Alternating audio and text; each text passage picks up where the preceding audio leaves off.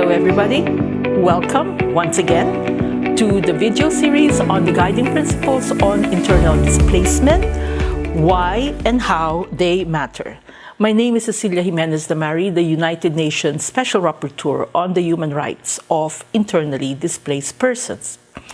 In the previous video, we discussed specifically Principle 9, focusing on prevention of displacement, where it concerns the groups of peoples or persons with special dependency or attachment to the land. That principle actually ends that important section on the protection from displacement. So in this video that we are commencing right now, we are entering a new section on protection during displacement, that is, when internally displaced persons are obviously already displaced. And we will start with Principle 10 on the right to life, and I suggest you have a copy of the guiding principles with you at hand to accompany me on this reading. So Section 3. Principles relating to protection during displacement. Principle 10. Every human being has the inherent right to life, which shall be protected by law, and no one shall be arbitrarily deprived of his or her life.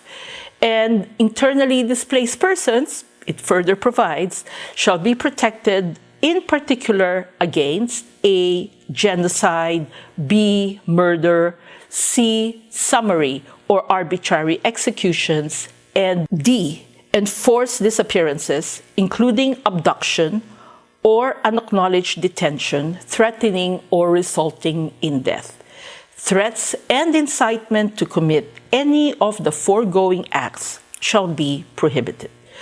So the right to life, obviously, is one of the most fundamental, if not the most fundamental, human right, and therefore is made non-derogable by all human rights treaties, while international humanitarian law prohibits acts of violence to life, and particularly on person or persons or combat, meaning those who do not or no longer participate in the hostilities.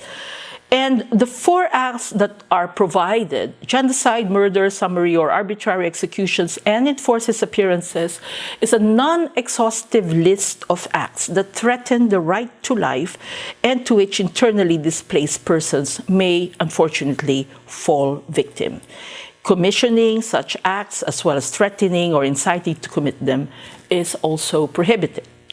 But there is also a paragraph 2 to this principle, and it reads, attacks or other acts of violence against internally displaced persons who do not or no longer participate in hostilities are prohibited in all circumstances, and internally displaced persons shall be protected in particular from a whole gamut of series of acts, such as direct or indiscriminate attacks, starvation as a method of combat, and they're used to shield military objectives, also attacks against camps or settlements where they are, and last but not the least, the use of anti-personnel landmines.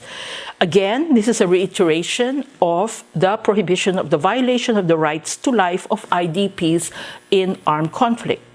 On the other hand, of course, if an internally displaced person does take up arms or are otherwise directly engaged in hostilities, they are not protected against being attacked under international humanitarian law during the conflict.